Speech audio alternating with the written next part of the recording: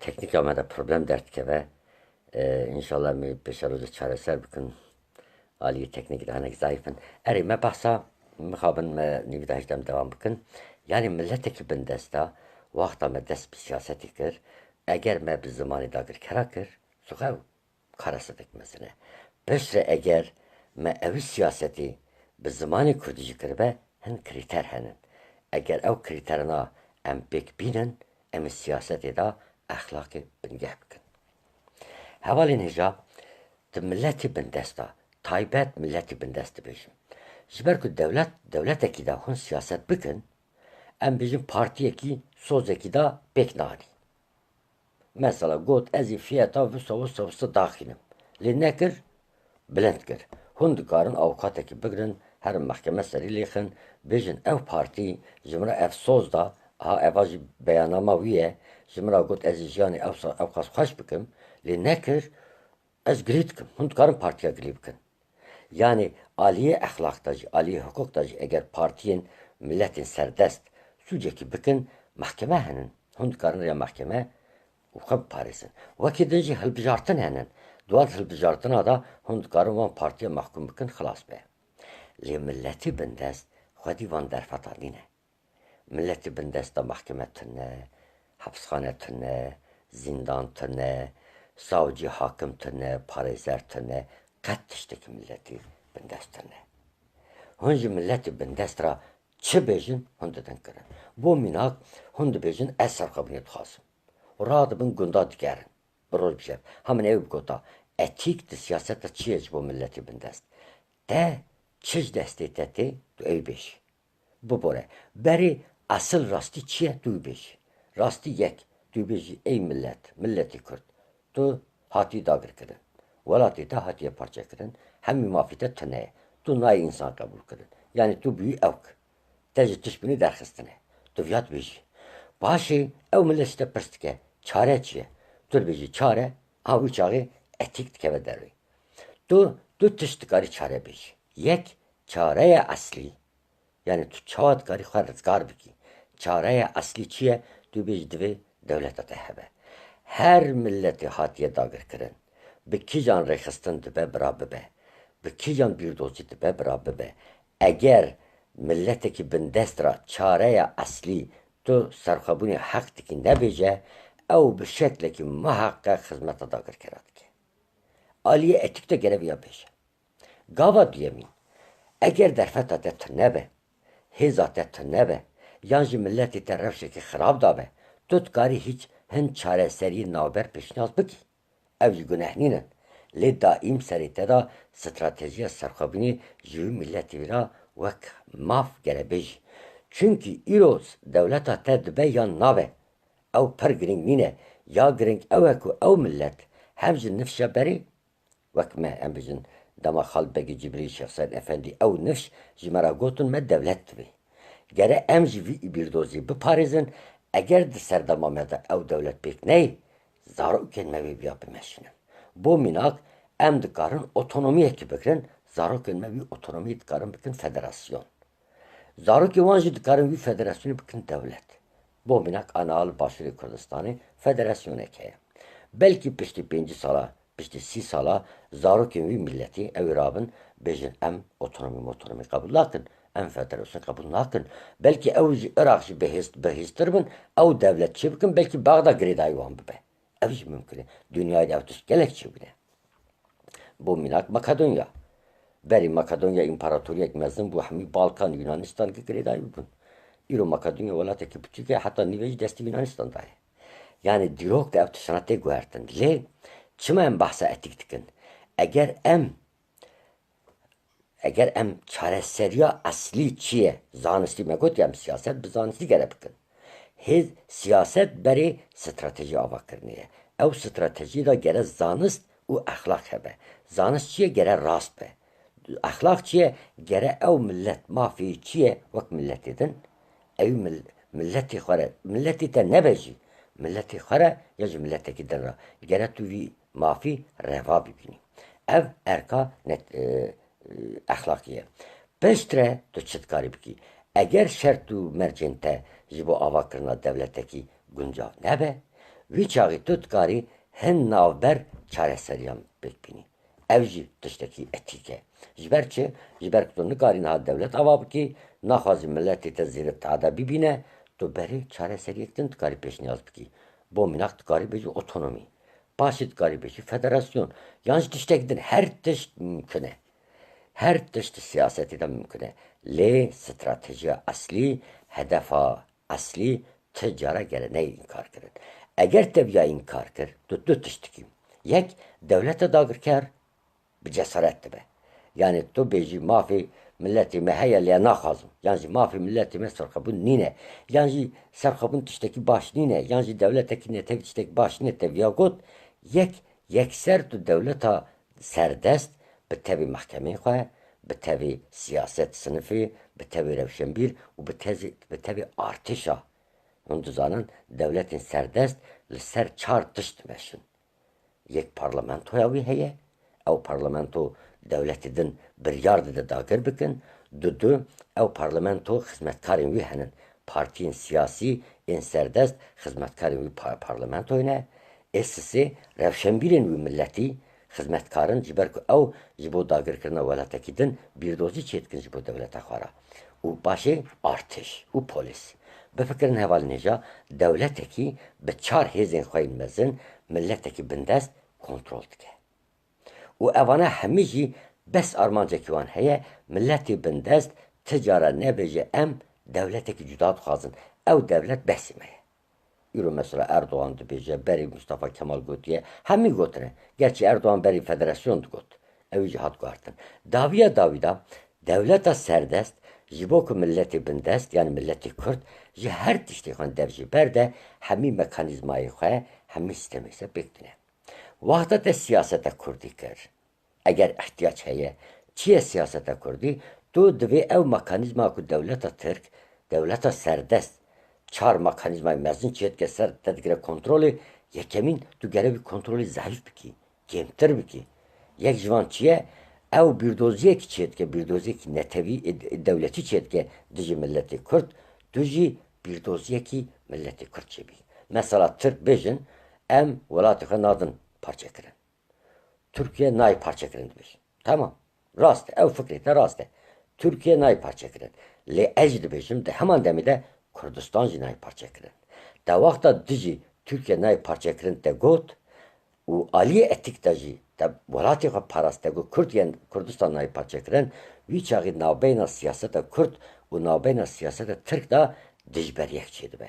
Gengeşî çi dibe? Türkiye tê parçekirin yan Kurdistan tê parçekirin. Em ê nabifikirin. Wî çaxî gengeşî çêbe em dikarin siyaseta xwe seviye çêkin, Türkiye nahatiye parçekirin xwe. Türkiye welatekî din parçe kiriye. Bifikirin hevalên hêja. Heta na meclisa Tirk de ev tişt hatiye gengeşî kirin? Na. Ama me gencaniya xwe da li her aliyê Tirkiyeyê me vana diparast. Me polîsê Tirka re jî digo, me mamostê Tirka re jî digo, me meclis û serokwezîrên Tirka jî me gotiye. Me bi xwe jî li zindanê re jî gotiye, li derve jî me gotiye em Tirkiye parçe nakin. Türkiye em parçekirine. Türkiye ketê nav axa me, em dibêjin Türkiye ji nav axa me derkeve. Waxta me viya got gengeşî çi çêdibe wî çaxê? Eger gengeşiye te îqna kir aliyê bîrdoziyê da tu ser de ketî, îja çawa Türkiye ji we re derkeve. Ser wî tu gengeşî bikin. Yan bi şer, yan bi referandum, yan tiştekî din. Niha hevalên hêja mêzekin waxta di siyasetê da etik nebe, çawa kareset çêdibe. Ev ya baş kontrol bikin. Em ê serviyez baxin lê esil armanca me viya şunda siyasetek çawa dibe. Yani siyaseta Kurd aliyê bîrdozî de iflas kiriye. Em dixwazin viya bêjin. Ji bo Bakirî Kurdistan dibêjim. Lê aslında li başûr jî eger em hinekî hêzên ku di serxwebûnê diparêzin ji bo wî bi rastî jî dil û can dixebitin, ew partiyan nehesibînin, êdin aliyê bîrdozî da iflas kirine. Yani îro HDP jî, Partiya Karkerê Kurdistan jî, YNK jî, Goran jî, em çiye navî Berhem Salî jî, ewana ew tiştên ku dagirker jî me ra bêjin, ew dibêjin. Eva pir mühim e. Yani dagirker gere ji me ra were bêje tu Tirkiyeyî. Ez bêjim na, ez Kurdistanî me. Ez û dagirker em gengeşî bikin û ew gengeşî di mehkemê da yan me bavêjin hepsê, yan jî bêjin na, Belki dikarin yasaya giderkinin demek ki Turgut Özal digot gengeşi serbest be. Herkes fikri koy vekili bece. Hatta sakabına Kürdistan'ı civare gengeşi kirin. Evya Turgut Özal gotu bu. Naha vakta dvi gengeşi da de. Beri ki Türkistan'a bece. Do Türkiye perçe neke. Yani to nekari perçe biki. To bu beci ez Türkiye perçe nakım. De Ali Birdozi de iflas kiriye. Edi hılbıcartına de. Şerri de hemmi şeklinin. Evkin. Tu bu evk. Me do baskırı bu. Evku tışçı bu. Tışt partiyeki Türk avad be jibo sinurun Türkiye'yi biparize. Sinurun Türkiye'yi Ligorvi, ji Hakkari hatta Edirne'ye. Ji Mersin hatta Karadeniz'e. Çıma ji berk ev velatika vıssa fikre de bece ez velat livi ahida siyaset bikim. Ev misak-ı milli ceradi bicin. Yani sinurun netevi Türkiye'ye. Ev sinur derevin. Çünkü niveyi velat imeye. Yeki dikare ser arazi ve khani xwe çeke. Tapuya ve ye li ew khani xwe çekiriye. Ew nabe arazi ve. Ew nabe khani. Hund karî khani hilveşinin bi rêya şer, bi rêya kanûnî her çi be ew arazi ve. Çawa ku hevalên hêja bala xwe bidin li Kurdistanê da carcara axbînek hûn zan axbîn çi ye? Axbîn yani baxçeyê hinek berfire ji baxçe berfiretir e. Hin gundiyê me dora baxçeyê xwe dora xaniyê xwe bi kevirên nav axê derxistî bê serûber yani bê xerç sînor çêdikin û ser ji bo ajal neyîn yan ji carcara darê xwe biparêzin axbîn çêdikin. Em jî bijin axbîn yani sînorên baxçe yani. Evana carcara metrokî 2 metro di baxçê din de dikevin û mêr seviye tê kuştin. Bifikirin. Lê dewleta Türk axbîna xwe ji Hakkari, Agrî hemî Kurdistan xistiye nav xwe û em partiyekî çêdikin û partî serokê partiya me radibe li meclisê da dibêje em ê wî welatî nedin parçekirinê. Yani viya AKP yan jî CHP yan jî MHP bêje erkevan e. Lê ew partiya ku dibêje ez Kurdim ya dibêje. Mana wî çi ye? Eva sistemek hatiye ava kirin. Armanç etika siyaseta Kurd binî were vala kirin. Hevalên hêja waxta we etika bingeha etik ya siyasetî tune bikin ew siyaset tek diçe. Çima? Hûn dewleta serdest bin eger hevalên hêja. Hûn siyaseta xwe dikarin bi pere, bi eskerî, bi hêzin kanûnî, bi gelek tiştan pêş bixînin. Bi edaletî bikin, her tişt bikin. Lê milletên ku dewleta xwe tune van merca xwe dînînin, van derfeta nizanin. Ev derfet destê wan da tune ye. Tenê silahekî destê we de heye. Ew silah jî silaha bîrdozî ye hevalên hêja. Hûn ister çekdarî şer tekuşîn bidin, ister çekdarî nedin, wek romanekî binivîsinin, nivîskarî bikin, karkerî bikin, sendika ava bikin, tekuşîn gelek cîrenin hevalên hêja. Waxta me rû xwast tekuşîn bike, tekuşîn çi ye? Zaf, pir basît e.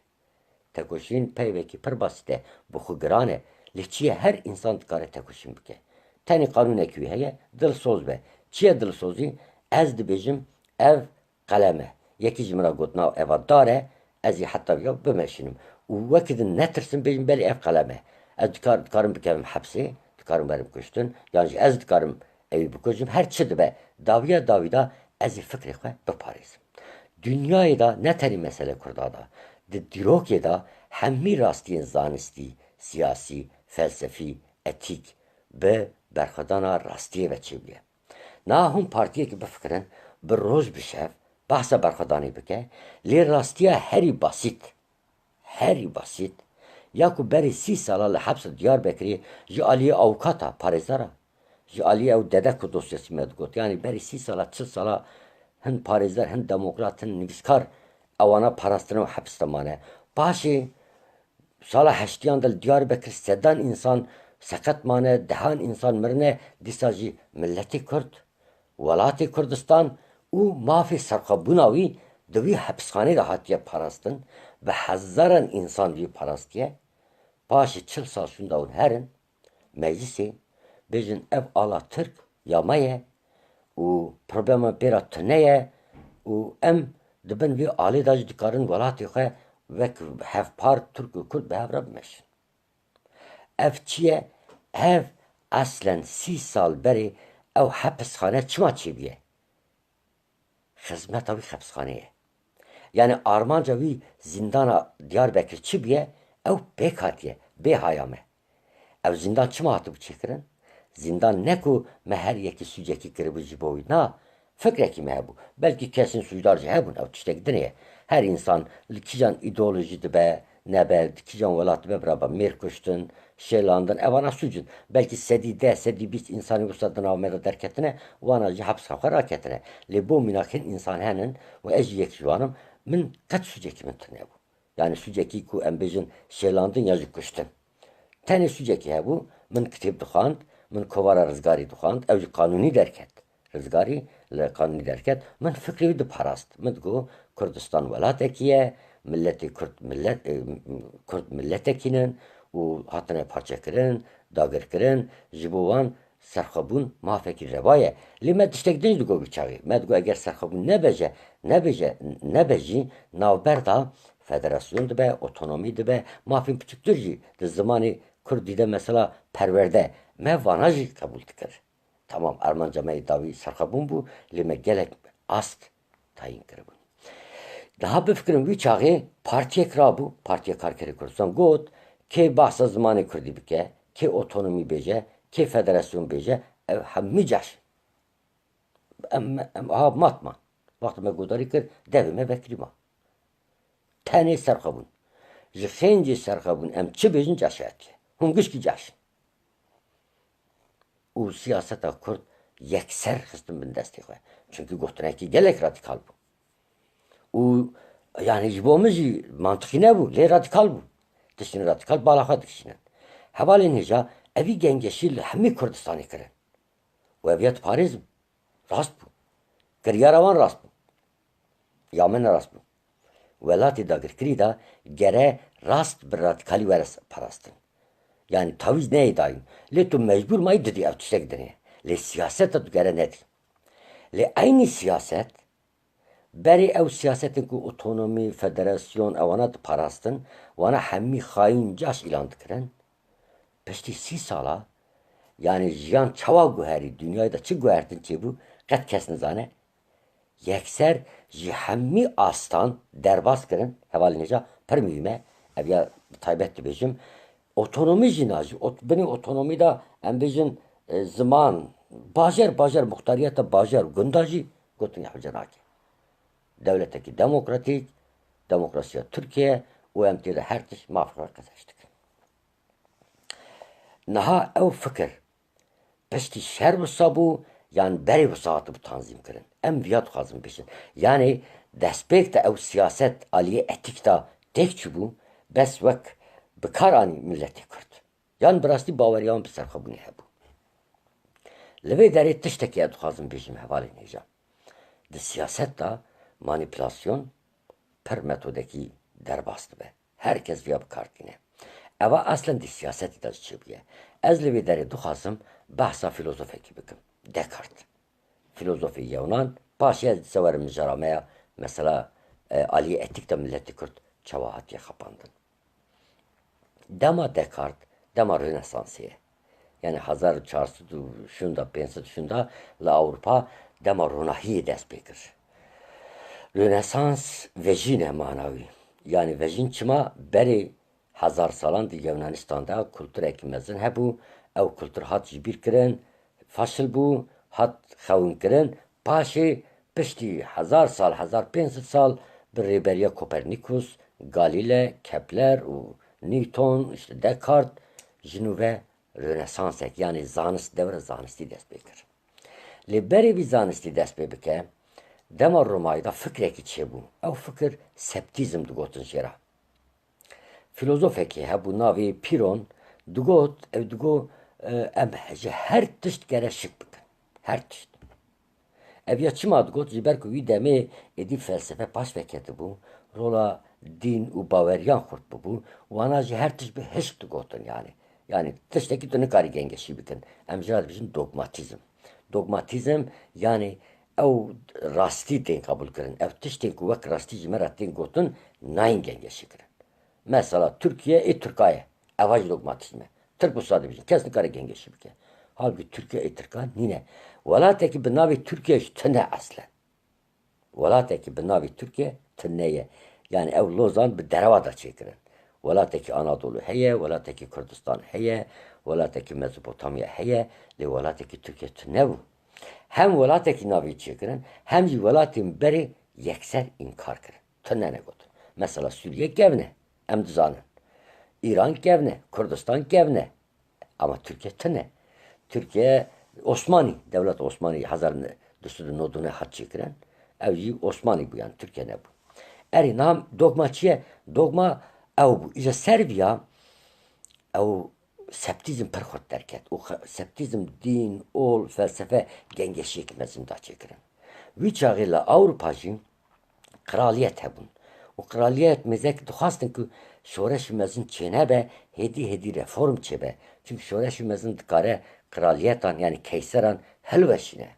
Şoreş ki burjuvazi çebe hemmi deslatlar ya sınıfın beri hemmi var helveşandır. Li Serbiyeki hen filozof fikir çekirin. Yani jiboku şoreş çene be. Hevalli balavet kişinin. Yani filozof daim insanın benamuslinin, filozofun benamus yehenin. Vaki na revşen biri, çava her revşen bir benamus nine, revşen birin benamus henin, ve çakışı hebun. Hen filozof rabın bu minak Hegel, la Almanya ne şoreşçi be? La Almanya şoreşçi ne bu? Soreşa kapitalizmi yani Ziraat Bey'in sanayi devrimi Bey'in yani soreşa endüstriye çene bu, burjuvazi çene bu. Zuhaya bonavi Bey'in yani iktidara Hitler hineki ciberbiye. Yani hatına faşizm bu Almanya. Li aslen min havaren ser mijaraka Fransa ev filozof tabi ev gele kraliyet geliyor. Çünkü Hollanda, başçı Süveyt yani hizmetkariya krala dikir. Ev fikre ki derxist. Je perskirin yani kraliyet je khas em çava septizmi tene bikin. Felsefe ya piron ya demar Roma'da hatta navusa tesir biye revşem yani muhalefet, anarşizm, nihilizm evana nihilizm je vak fikre ki mina septizme yani her şık dikin. Nırhtı ne edibejin. Jiberçi per diktatörü çedi ben jivan diktatörüye insan per değişe. Mesela onun terin em velatin Arap mesela hen insan henin per edi çare nabinin her tişti reddikin.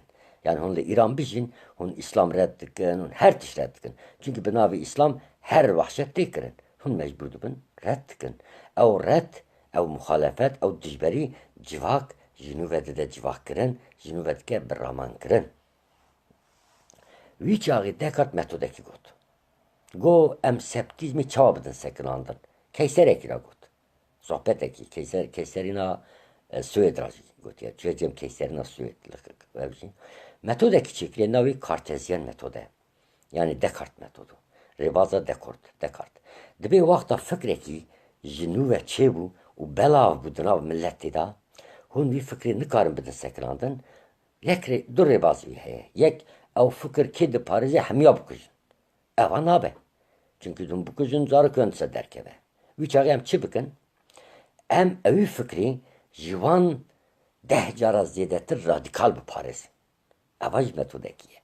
Yani piştî Descartes ev rêbaz di dünyayê da pir desthilatdar bû. Hemî welat wisa dikin. Mesela em bêjin Daişî wisa ye. Yani eger hûn dixwazin İslamê xilas bikin, İslamekî wisa çê dikin sed carî jî İslam radikal bi navê wî rêxistinê hûn dikarin İslam bikin tiştekî nexwaz, tiştekî nebaş yani.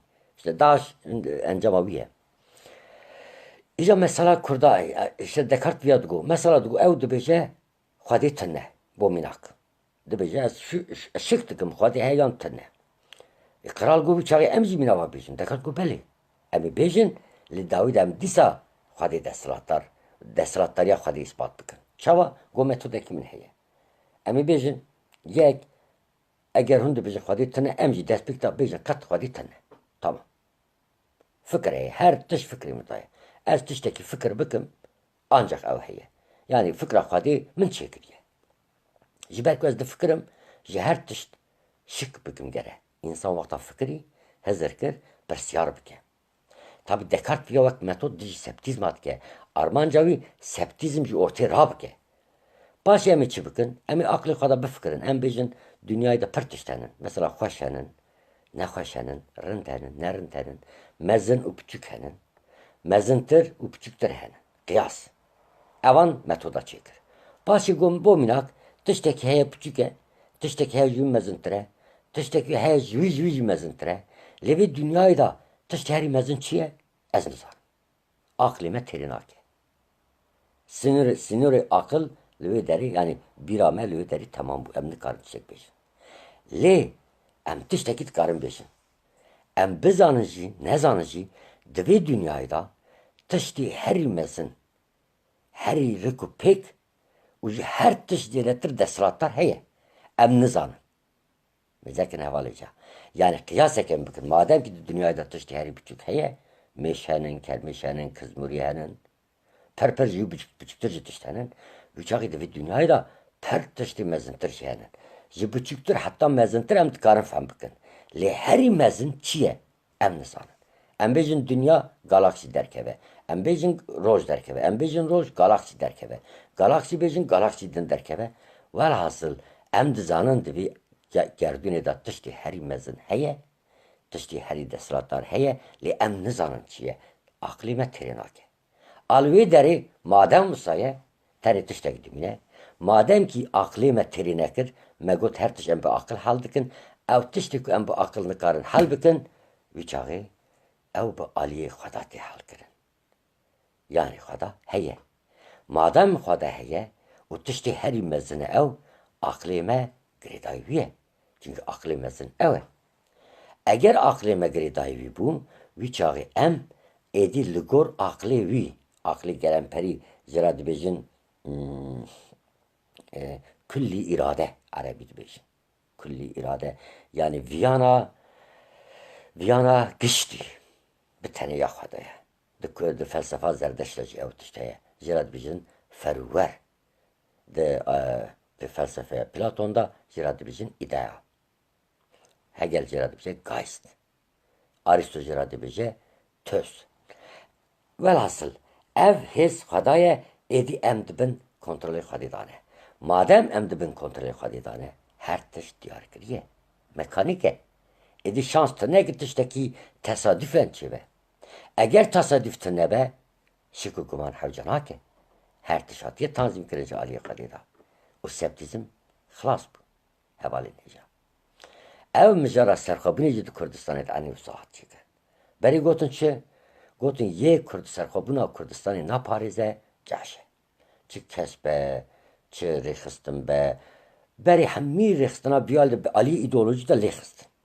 Yani yê herî baş rizgarî bi rizgarî serxwebûnê diparast, rizgarî bile parama. Çünkü ew jî dibêje carjara otonomî û federasyon dikare bibe, em dikarin vê tiştî jî biparêzin. Lê te waxta otonomî û federasyona te got ceş, hemî ew partiyên ku di Kurdistanê de henin, hemî aliyê pragmatîk aliyê fikir da hat mehkûm kirin. Çi YNK be, çi KDP, PDK be, çi rêxistinên din be, hemî PKK xurt bû. û çar perçî Kurdistanê da bi rastî jî îca tenê ew jî na mesela me got Türkiye, Kurdistana Türkiye red dikirin. Beşikçi Xoca jî. Me jî qebûl kir. Kurdistana Bakur, Kurdistana Başûrê Kurdistan, Rojavayê Kurdistan, Rojhilatê Kurdistan. Evan hemî PKK çêkir. Astekî wisa çêkir ji bilî xwe teoriya Kurdistana ser bixwe yek biparêze nema. Xêncî PKK kes nema. Hemî xilas bûn yê mayîş hatin tevlî PKK bûn. Bona me jî ez çûm. Herkes çûm. Em çûn me got serxwebûn heye. Paşê çi bû? Di nav xwe da jî waxta fikrên ku cuda hemî tu tune dikî yek kilîk etma. Zuxe partiya PKK, partiya Serok e yani. Serok Abdullah Öcalan. Êdî ew insan kîjan roj mîna Descartes rabû ya wele wernîne serxwebûn hewce nake, devlet hewce nake. Çi devlet? Em bixwe devletin ji xwe federasyon teoriya wê jî pir xurt e. Dünyayê de ew teorî jî henin. Çêkir yekser ew partiya ku 30 sal 40 sal bifikirin paradoks wisa çêbûn tu 30 sala dijî Partî Demokratîk Kurdistan şer bike, tu bêje tu ceşî ji ber ku tu otonomî diparêzî, tu girêdayî Bexdayê, tu ceşî Bexdayê, ceşî Tirkiyeyê. 30 sal şunda Partî Demokratîk Kurdistan ji bo referandum biryar bide, ew serxwebûnê biparêze, bi dewletana bikeve rewşa şerê, ew partiya ku 30 sal 40 sal di rêya serxwebûnê de 100,000 însan qurbanî daye ji milletê Kurd, ایجا به دجبری را ببیجم دیجی سرخوابینه اوا به اسلوبه که نورمال نهی گنگشی کرن حوالی نیجا çünkü dünyayda ev minaktırneye dünyayda ev minaktırneye leçiye demek siyasete Kürdistan'a Bakur'da yani gelen periydi siyasete Kürda da etik bereyde jibeni hatiye girtin etikçi bu medespikçi gotu bu hun fikri xezelal dikin او فکری خوی زلال براستی ملتی خالات بیشن ملتی خنا خابینن و پاشه جی به آلیکاریا ملتی خون مادم تخبتن او گوتنی خواه بیکتینن و گوتنا خواه راست گوت و پاشه بیک آنی وی چاقی سیاست ودا اخلاق هیه اگر و بیا نکر دو تشته یک سیاست ودا اخلاق تنه دو هبه جی یاوانینه یا داگر کرایه اخلاق داگر کرا چیه؟ اخلاق داگرکرا Türk tenit karın bibin devlet. Dınafsinin Türkiye'de Kürt karın bibin devlet. Yani devlet jibo Türk'e halale, jibo Kürt'e harame. Ev ahlaka siyasete Türkiye. Ahlaka siyasete Kürt, nahir jibo Kürt'e ji devlet, kasiye Türk'e halale. Le hun mezebikin, yeni Türkiye'de ev tişti gotun, tasfiye bunda hedefide. Çenkesenin. Bu minak Leyla Zana. Bu minak Osman Baydemir. Yani kesin olsa yekdu cümle gotun hemiçün. Çıma jiber kuvana etika siyasete Kürt anin bila milleti Kürt. Ev xatere. Gelebiya neyinin jiber ku 3 sal şerçe bir jibo gavtın ne bebe. Aynı dışlı Bakri Kürdistan, Başri Kürdistan'ı cem bibinin hevalin hicab. Eva permivime. Gere enviyajı cara davi godari bikin eğer hevalekeye ezi muhakkak yani em gere pir baş evya gengeşi bikin hevaleki dibece duras şiroven haki PKK got ne dema serxabuniye. Mece ev got xoye. Mece ev got yani ana dibece ne dema serxabuniye. 3 sal beri evdem dema serxabuniye got.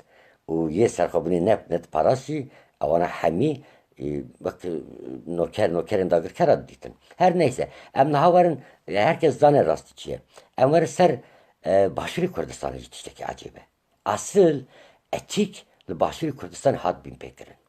Hevalinice hundu zanım 1962 da soruşa ilanı dest bekir. Sedem mi başı gengeşi bikin. Soruşa ilanı çiye, soruşa gulani çiye, fayda ve zararı çiye. Emi peşere de bana kısa bikin. Le ali etika siyasetten gerek kısa bikin. Rınt xıra Parti Demokratik Kürdistan 1943 yaşında hatı baba kirin otonomi tuxast. 58 ve geriya General Qasım hatırlaşandın. 58 hatta 61 otonomi hattayın. Otonomi heki küçük ama baş bu. 61 da cark edin. Xılas bu. Yani şerdes bekir. Hatta haftaya da cark edin otonomi hattayın. Otonomi heki berfere. Bu baş. Haftaya çarada hafta pencere cark edin. Hafta çarada Cezayir çe bu. Dise Amerika, Rusya, Kurda frotun. Şerek içi bu, şerda İrancı emfrotun, Mele Mustafa şerda sekirandın. Yani aslında radestiyen bizim. Radestun çi bu yani. Cibo katliam çenebe bir yara berxadan ne hattayın. Evana hemi cüdanın, em tkarın rexne bikin, gengeşi bikin, hemi rasta. Le, üçağı partiye kava bu. Navi Yektin İçtiman Kürdistan'ı. Ev Yektin İçtiman Kürdistan'ı, li Suriye, li Şam avakirin. O iddiayı permezim bu. Videmi Mele Mustafa Nemir otonomi xıstı bu berxwe hedef. Le tanzim avan mina devlet bu havalı rica. Mevya gelekli kolin kirsi bu hücme kitabeki amede kiriye. Ev peşmergeyin şest ilona soruşa ilone u soruşa gulane jime gelek hep evin çekiriye. Peşer ödevi derkeve inşallah. O emi vici parvepkın be havalanra. Yeneke pasivizmi va Parti Demokratik Kürdistan sözü artıkır. Hatta teslimiyet eva. Uravun şereki dest bekirin. Lev tüsteki acibe parti Şam'ı hat çekirin. Navi parti yekitiya Müslümanı Kürdistan. O Armancavucu Gemtirin Federasyon. Yani evi otonomi ve teslimiyet değil. Hevalin hicabı fikrin federasyon otonomi beştetire. Yani otonomi de çavayan bizim. Hun dohoki bin eğer velat otonomi be ez naparizdim lez tişteki dibecim. Yani bes kıyas dikim. Jibomun ki becez Irakî me, ki becez İranî me, کی بجز ترکیه me کی بجز سوریه me او cevabı da caşe ya gengişi nakım ez bes kıyas dibêjim eger otonomi perçeyekî beşekî eyaletekî ji welatekî lê girêdayî ye mesela em bêjin Bask welatî Bask heye otonome ew ala wan heye dibêjin em İspanyolînin lê aynı zamanda Baskî din lê federasyon ji otonomî pêştetir e hatta konfederaller ji wî jî pêştetir e Waxta federasyon çêbû mesela li Almanya federasyon heye tu waxta hûn Bayer rûnin yekî pirskin hûn ji ku derê dibî ich bin bayerisch yani navê welatê xwe berî Bayern dibêje Almanya'ya lê yekser nabêje ez Deutschland nizam çık çünkü eyalet jî wek land tên kabul kirin welat tê kabul kirin yani eyalet di sistema federasyonê de teqabulê welat dike hûn aynî millet bin jî em bêjin hemî Arab bin lê beşekî ji wan Araba Şiî be ji bo Şiîyan ji ber dikare otonomiyekî bide mafê xwe nek biparêzin yan ji bi şeklekî din jî dikare bibe yani otonomî şert nîne îlle zimanekî din jî hebe lê federasyon mîna ku du millet bi hev ranin ji ber wê yekî waxta hûn li hewlêrî bin hûn pir rehet dikarin bêjin ez Kurdistanî me û di maddeya desturê de jî heye yani hûn dijî desturê hiç tiştek nabêjin ha hûn dikarin bêjin ez esasen Kurdistanî me yan jî Kurdistana Iraqî me li gor navê çi ye li gor desturî her wisa hûn behsa welatê xwe dikin yani Yekîtîn Niştiman Kurdistan ji aliyê welat da Partî Demokratîk Kurdistan rexne dikir wana sistî dît hatta wana nokervan dît bi xwe jî Yekîtî Niştimanê Kurdistan îro 20 sal 30 sal şûna mêzekin hevalînêja eva jî manipülasyonekî aynı tişte Yekîtîn Niştiman Kurdistan bi ısrar hemî dibêjin em Iraqînin Partî Demokratîk Kurdistan dibêjin em Kurdistanî ne û em Kurdistan serbixwe dixwazin Yekîtîn Niştiman Kurdistan tere dibe serokê Iraqî û başûrê Kurdistana dibêje Iraqa Şimalî Iraq yani Bakurê Iraq çi ye hevalînêja li vê derê em behsa etîk dikin yani milletê Kurd hatiye xapandin milletê Kurd ji aliyê mafê xwe yê reva berê ji dagirkeran berê aliyê dagirkeran hatiye xapandin dûre jî êdî dagirker nikarin milletê Kurd bixapînin bi destê hin sîstemên ku yan bi xwe ava kirine yan jî avabûna wan de îdeolojiya wan heye ez nabêjim Sûriye û PKK û YNK devletên dagirker ava kirin belkî jî ava kirine ez nizanim lê ez dibînim bîrdoziya wan da bîrdoziya dagirker heye yani yê Partî Demokratîk Kurdistan vî alî de em mêze dikin fikrê wî pir şaş dikarin hebin hûn dikarin bêjin pir alî de rexne bikin ama fikrekî ku ew diparêze ji aliyê dagirkeran nehatiye girtin ê xwenin yani xelet be jî rast be jî ê milletê Kurdîn yani hûn dikarin bêjin kevneperest hûn dikarin her tişt bêjin ji bo min kevneperestî ji modernîzmê wisa baştir e yani kevneperestî de veya kevneşopiyê de nirxekî netewî heye ew êwe ye hûn nirxa netewî dikarin di nav dem de modernize bikin lê bêyî ku milletê xwe bifroşin lê modernize kirina bi bîrdoziya devletên dagirker yekser milletê xwe firotine tu difroşî hayete jê tune tu zimanê milletê xwe difroşî tu dînê milletê xwe difroşî başerê milletê xwe difroşî nirxên milletê xwe difroşî tu hê mêzedikî millet nemaye te temamen Türk ava kiriye mesela hûn herin Erzincan Malatya hin serhed gelek ciyan bajaran hezar şahat lazım e hûn bêjin ew bajarekî Kurdaye yani çima ew di nav sistemê de çebiye hevalên hêja niha em werin em tên dawiya bernameyê ez fikrekî dibêjim ez dibêjim siyaseta Kurd aliyê bîrdoziyê de îflas kiriye aliyê nirx da jî tenê îflasna îtiraf kiriye yani çawa îtiraf em bêjin yani aslen suciyê xwe qebûl jî dike çima waxta te ji bo milletê xwe dewlet nexwast ji bo milletê din te xwast yan jî te ji bo milletê xwe em bêjin federasyon zêde bibînî û cî ku welatê te federatîv e bo mînak hewler paytexta federatîva Kurdistan tu evî wek Bakurê Iraq pêkbînî tu êdî îtirafkarî îtirafkar navekî wî heye ev jî çi ye îtirafçî bi navê di hepsxana de ew kesên ku ji fikrê xwe kurdayetiyê yan şoreşkeriyê derdiketin fikrên ku îdare hepsxane dide wan qebûl dike Evit parasını jwana met digotin itirafçı. Yani itirafçı aslen bir dozya devleta Türk kabul kirine. Manavi çiye vakti bir dozya devleta Türk kabul kir, hevcena ke tu şer biki, tu hilbijardına biki, te her tiş destaya. Başe, madem te destaya çima berdavam dikin, evacı tiştekdiniye. Evacı aliye etikta, brasti süceki permezine. Yani tu armanca xwaya stratejik devjî berde lê ew amûr ew tekoşînê ku ji bo vî stratejiya berê te bi kar danî evî berdewam bike.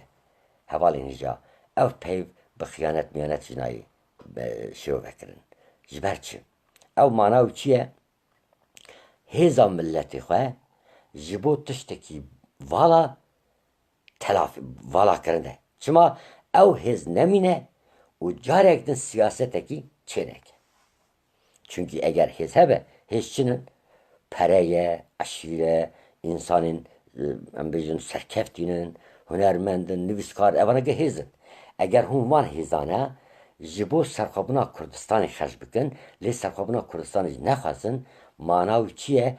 Pêşeroj de ew hêz necivin, nebin tevgerek, nebin fikrekî û ew sîstem ji bo dijî dagirkera tiştekî nekin, bikardînin. Ev ya çawa bikardînin, çima bikardînin, evana hemilî ser sîstemin. Ev axaftinên me jî ji bo hişyarkirina milletê me bi vê barî ye. Em dixwazin ew hêz madem kî me aliyekî da aliyê bîrdozî de me îflas kiriye û aliyê nirx etîk da em îtiraf kiriye, me wenda kiriye, bi taybet Bakurê Kurdistanê dibêjim, lê Başûrê Kurdistan jî nîvê yani Helepçe, yani dayîna Kerkûkê û Rojava da jî nihayetî işte Federasyona Bakurê Sûriye ev îflas e. Bakur ez ê carek din ji bo Rojava qise bikim. Hevalên hêja ew fikrê Bakurê Sûriye ne Kurda ye. 5 sal berê Hafız Esad bêye çêkir. Çawa em ê carek din behsa wî bikin. Ew jî manipülasyoneke. Yani Kurd ora şer kirin ji bo ku gotina Hafız Esad bi cih were. Em ê sibê kitaba wî jî bînin. Yani ew Kemerül Arab dibêjin, ew kemer çêkirine, ew kemer çi ye? Rapora wan heye yani. Çawa çêkirin, armanca wan çi bû? Di nav bajarên Kurda da çima kemerên Arab çêkirin û dawî da çawa bû Bakurê Sûriye û Federasyona wî jî ji alî Kurda tê çêkirin. Yani Rojava, navê Rojava tedî berî 3-4 sala rojnamevanek tu nebû ku Tirka da Rojava nebêje. Îro hat bîrkirin. Evana hemî metodên dekartin. Berî bêje, navarê ku tu nebike, wate tam lazım bû, bêjena tiştek din têxetê da. Ji ber ku ew peyv êdî aydî we. Li vê derê ez davît kirim hevalên hêja, em ji vêya şûn de eger siyaseteke Kurd çêbe, yan jî partiyên Kurd eger bixwazin xwe durust bikin, ji nû ve siyaseteke Kurd dest pê bikin. Yan jî beşaroj de belkî gencên me, Kurdên me, zanîngehên me henin, ji wana da gelek siyasetmedarên me derkevin, yenî hêzin ew fikir, mühim fikir e. Fikir belabe, divê du tişt were neyê inkar icbîr kirin. Çi dibe bira bibe. Hûn karesat jî bibînin, hûn nebînin jî, bibore, hûn serxwebûna Kurdistanê biparêzin jî, neparêzin jî. Dagirkera waxta devleta we tunebe herdem dikare karesat bîne ser we. Li Helepçe yek zarokek jî peyva serxwebûnî nedizanibû. Lê Helepçe hat tunekirin. Dema Enfal 180,000 Kurd hat tunekirin. Wî çaxî proje Başûrê Kurdistanê da serxwebûn tunebû.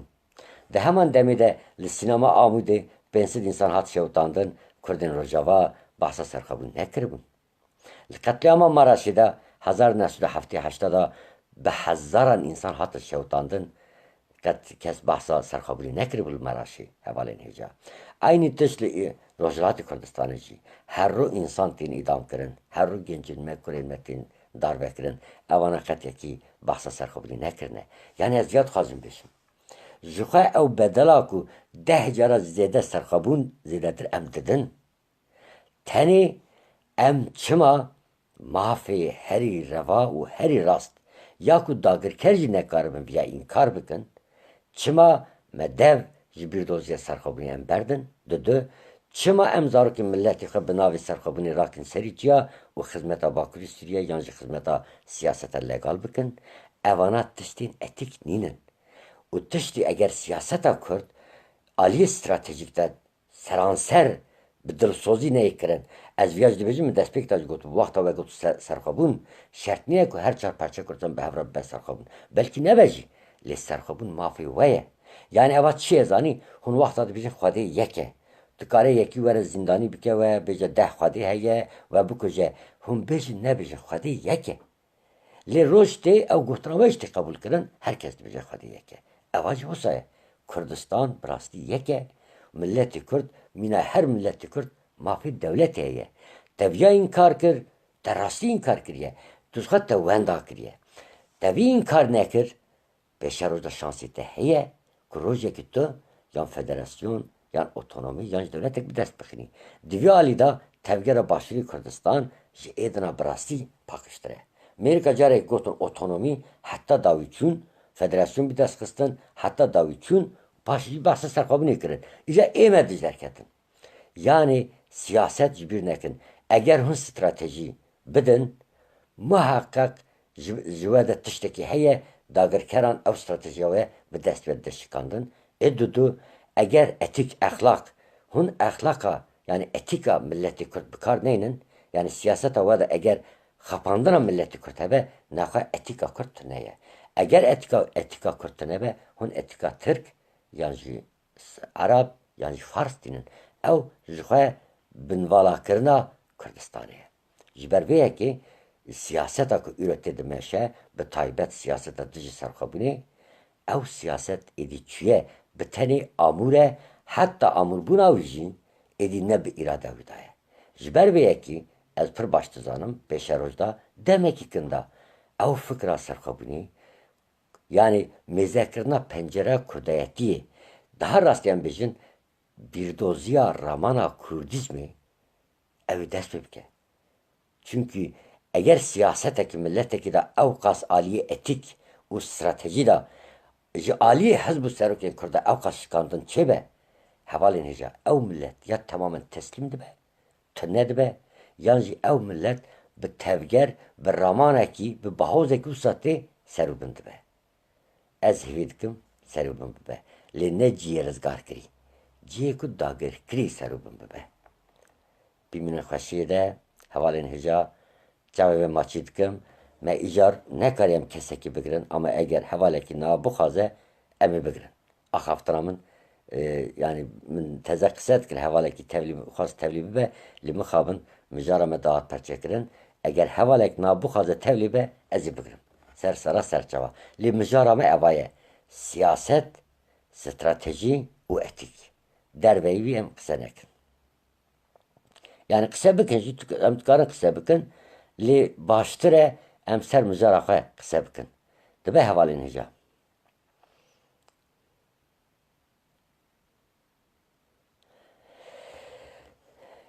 Gekî Mehmet Aykut dibêje we çi serxwebûnê fehm kiriye behsa etikê dikin. Me got behsa serxwebûnê me kir. Serxwebûn milletekî li ser axa xwe bi ji bo parastina ax, bîrdozî, ziman, şeref û heysiyeta xwe dewleta xwe ava dike. Pir basît e Gekî Aykut. û etik jî wexta te siyaset çêkir ew gotina xwe pêk tinî. Milletê xwe naxapînî. Pir basît e hevalê hêja. û eger wekî min got hevalekî ku tevlî be hebe ez ê mêzekim hevalekî herhalde dixwaze tevlî be Mahmûd Şahin. Gekî Mahmûd Kerevke.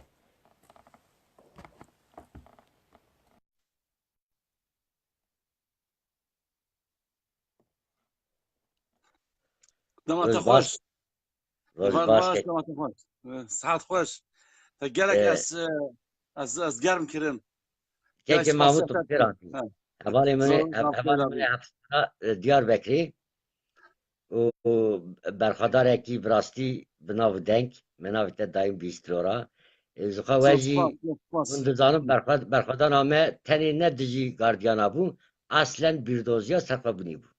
Milletê bêguman Kurd serxwebûna xwe erê. bêguman Bo navî stat ez stat dixwazim Kek Mahmûd hevalê min ê delal 10 دقیقه 12 دقیقه اگر فکر خود بیجی پر باست و از رجاعت گرم کم سپاس مجار همه سرخبون سرخبون و اتیکا سیاستی برای بێگومان زۆر سوپاسیاتت کەم ئێمەژی وەختام زیاترە دەستێتە خۆش پێ مەڵاتە ئاوا کەچەتە بۆ کوڕێتە زاوا ئەv دۆزەکە پر هێژایە بڕاستیژی دەبێ ئەم سەر vê بسەکردن برای دەلال چونکو ئیرۆ ملەتێ کورد گەشتە پلەیەکی وساک و ئیدی بخوا بخوارە ئیدی کەتیە ناو ناکۆکێکە نافخۆیی دە ئەنگۆ ئایا ئەم هەبن ئەم نەبن دەگوەرێ دە چاوە ئیشارەت کرد ئەم ئەتیکا سەرخەبوونێ ئەتیکا مەهەبوونێ بپارێزن ئەدەوردە دوڕێ هەبوو هەر بەرخۆدانە زیندانە ئامادەژی سابوو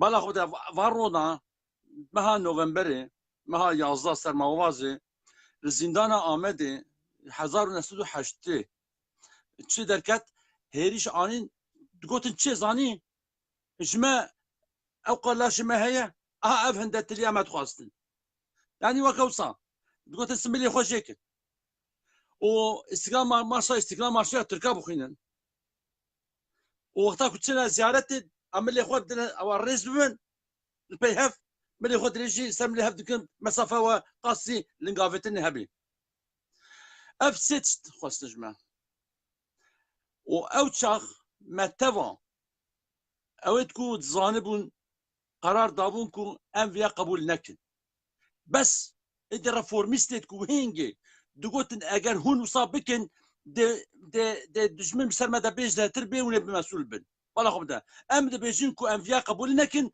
ew jî dibêjin ku qebûl bikin ku zêde bira bi ser me de neyê difhem kir em dibêjin em vêya qebûl nekin ku bira zêtir ji me nexwazin ew jî dibêjin ku em vêya qebûl bikin ku bila zêtir nexwazin yaho ev çi mantiq e خانی دیکه بسر مده بروخید کی راهشت کی پیوه گرد اوی بجی لبلی حتی کنگی حتی که قوت اوی هبه واد گوت هون دکن شورش زندانی چکن هون ماجرا پرستن هون تکدریت کن هون خرابکاریت کن چی بو خرابکاری دگوت که هون عاصی دبین کش بو دجمن بسر مده به هون پروواقاسیون چید کن منطق کدریه İnsan bun, mirov bun, ew bû ku tebgota ez mirovim. Eger tebgota ez qebûl dikim maşa îstiklalê temam ez ne mirovim, ez ji wekte çi bêje ez wesa me. Tebgo Türk Türk, tebgo gur gur, tebgo kûçik kûçik. Yani her weke teb. Teslimiyet. Hevalên ku digotin bila ewil em qarar bidin ka em çi stratejîkî datînin bûyî bisekinin. Birayê delal. Serserim ser çavê min. Serserim me ser çavê me tewa. اگر ام کاربن دشمنی را بگیرن برای سکنه لیبیا ما بسکنه ام حتی روی بتره قرار بگیرن وای هریش کسر مده قاوش جور به جور دست بکریه الانسان هذا داد بجا ورن تسلیم بن بیا ما بکن کو ام işkence ونکن نان دخوازن خوار دخوازن ونه بکاربن بخون لبلی بشرط ونه قریبا قبول بکن اگر نه خوارنه نه تم لیدانه ایجا نوکه و روشا میسر بخوار بونا کردستانی کتوی حالی برای دلال سر سرخابون چند تش بیجه خلاص دبه یعنی براوی دبیجه ازش جدید بیجم شما نوکه اگر قرار ما هنگی تف بیک و بونا ما تف برخودا بونا زندان آمده ند کتوی حالی چونکو دجمن جوی هفیش ما ند کرد تا چکی خوش کود دو دجمن کیف خوش تبه ببینا اگر کو ام خو سست بکن دبیجن اسم قبول نخوازن دجمن سست بونه حز دکه ناکوکیت خنا بین آمده تگواری ام اگر خوابونا خو ناس بکن ام هنگه زانه بکن سر خوابون مافی میه مزه میر جلالت بدرخان ده نظر آمده وکا سیاست وکا فکر وکا کرداتی وکا نتواتی از بجم اوای وکا ستونه نتواتیه کردستانیتیه عالی کی به وکا فکرکی حزرکی مزن کریه لبلی هلا مبه اکو راستیا کردستانی دبر خدای ده تکوشان ده پیشی علا راکر شیخ سعیده çünkü ev rewşa Kurdistanê keşf kir Müslüman Kurdistan Müslümane dibe ber wê ateîst wê de rejima ateîsta Mustafa Kemalê ew zanibû ku ew ne Müslüman ne Müslümanî ji holê rake Kurdatî ji holê rake du tiştî wî anî bû wî nas kiribû got ev ji bo du tişta hatiye ser me de em gelek qebûl nekin Şeyh Said ji bo van du tişta rabû yek ji bo Kurdatî bû yek ji bo netewatiyek ji bo İslamiyetê bû yani dînê me jî îmana me jî zimanê me jî hemî dibin van du tişta nedin îca ku gava ku ew kesê Li vê ku derê rabûn mamoste kek Mahmud Biraşek bêjim li vê derê hevalek daim dinivîsîne ama kin bêjim tu ji lora hepsxane de di nav hevalê ku sereke berxwedan didî da ji wan ya kesayî tu zarî wî çaxî tu ji hûn ji me mezintir bûn ez wexta ketim hepsê 18 salî bûm hevalê nêja dibêje dema ku berxwedan hebûn li ku derê bûn ez bersivekî bidim hevalî Mahmud jî zane ez 33 da bûm heval Ferhat wara xwe di ceb me şewtandin paşê ne serî çil kes bûn ji sedû çil kes sedû bîst pênc kes îtiraf kirin hemî PKK'yê bûn em 12 kes me îtiraf nekiriye ji wan yek ez rizgarî cî me sê heb qewacî hebû yek kûkçî hebû heval bersiva wî didim dê îtiraf nekiriye em pêş kes bûn kerem ke mamoste ez nawe ku bêje tu li ku derê bî ji min pirsa ji te pirsa nizanim li belê min bersim da yanî etaqen xweş kir niha Mircalet ve Dilxan dibêje du tişt hene ku milletê bi serxwebûnê yek zimane yek îmane yani yek dîn e yek jî zimane eger ku dîn esasen dîn eger ku bi dagirkeran re yek bû îca tenê ziman dimîne lê nûke ew çaxek wî çaxek ku Mircalet ve Dilxanî got hingê hêşta milletê dora me dewletê wan hinga nebû bû Elmaniyê zêde zêde erê weke Elmanî weku neolî sekularîst hatibûn danan li belê millet hêjda jî digoqê ev Müslüman e zulmê li wan nedikirin dedgorê îca heta vêga heta weka îro ne Müslümanetiya wan aşkera nebûbû lê milletê Kurd Kurdistanî hemî eku Müslüman eku ne Müslüman jî kê bala xwe de ezîdî jî filla jî tê de bi yek Xudayê bawer dikin Xudayekî tenê bawer dikin Xudayê ekstrem qebûl nakin Xudayekî putane qebûl nakin Xudayekî sexte qebûl nakin îca niha em weke xudaperestên Kurdistanê Kurdistanekî nûke piraniya milletê Kurd Müslüman e bi esasa parastina mafê eqaliyetê ku İslamiyet jê bêje zimnî û gelek giring e di İslamiyetê de gelek giring e newa ku Daîş û Caîş û feşî weke te kerem kir te got eva ekstremîtî denîn ku ji bo ku millet jê nefret bike aynen bi vî mantiqî hatine Daîşê nefret kir em gerek bi pêçawane berevajiya wî bi cêbecê bikin ku Kurdistanekî serbixwe yekgirtiya İslamî bînin sen derkete mane ser serxwebûnê etik de qise nekirîna evet serxwebûnê de em eger di vî warî de cudabûna xwe heq dost îdia bikin heqê me ye mafê me ye ji ber du tişta yek ji ber İslamiyetê yek ji ber însaniyetê însaniyeta me zimanê me netewa me hebûna me ye di do İslamiyeta me û dîndariya me oldariya me çi Müslüman çi Êzidî çi filla Mesîhî evane hemî heqê wan heye ku dewletekî dervayê neoliyan dewletek deynin dewletekî hevpişt deynin ev etika me ye em neşin qebûl bikin ku dewleteke neolî an çar dewletên neolî an pênc şeş dewletên neolî serpeştîr me bikin me têxine bin bê exlaqiyê de me têxine bin zulma xwe de me birêve bibin heqê wan nemaye îro yani îro em heqdar mexdar ku serxwebûnê doza xwe serxwebûnê bajon erî bira spas dikim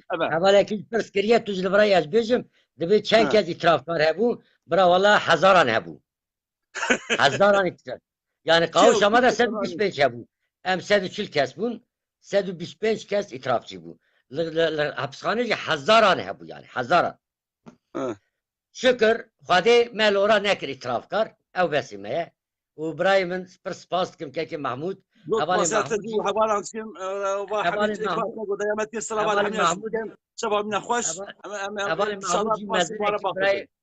birayek me mezin bû me navê daim bihîst ew û Cemal qet Cemal ji bîr nakim ji doza we heta dawî jî di nav berxwedanê da bûn Xwedê ji we razî be milletê Kurd ji we ji bîr nake birayê min ser serî min ser çavê و خنج سرخبون قد سیاست که اخلاقی دو کردستانی داد نابه جبر که کردستان ولاتکیه که مافیای سرخبونی هیه بالضبط دفتری مثل اما ريكو بيك راسته وصد دلقاتما من دست بدست جالكش بوستر خبوني كار بكن وهنجي بدأ تشكي بر مهم بيجن براي دلال اگر كو ام براسي دبيادا صادقن دبيادا امنن دبيادا الراس درستن جالك ام ناکوکی نافخوی بدن عالی او تشتی کود خنا ناف مده عالی اولی و عالی سکولاریزم و عالی نظام چ فاناتیزم و بلا ناف مده نمینت ام بلا براتیا سرخوبونی بین هولی و ام حرمت هذا الدين وباوريجي بابرا بكن ابيا از بجو از مسلمان کی کردستانی ما دلیل اخوان اسلام بونی چی از کارم بلا شعبانی اثبات بکم سو سپاسیته و وانت از ورات تشتکی بیجم برای خواه از کرد عالی رژیما سکولرم از لی از اگر کردستان دولت که سربخه شریعت چه به از جگوی شرب دجوان دولت داگر کرد سر شعبي من از دست بدات ترى حتى خدا قدرة باخوينا خداوية زي تبكش تبا تب نخوش خواستكم برایم تمام این خشیده به هیویا کردستان یک سربخه او مجارامه سبجی بردام بکه بیمین خشیده برایم تمام سر خوش سر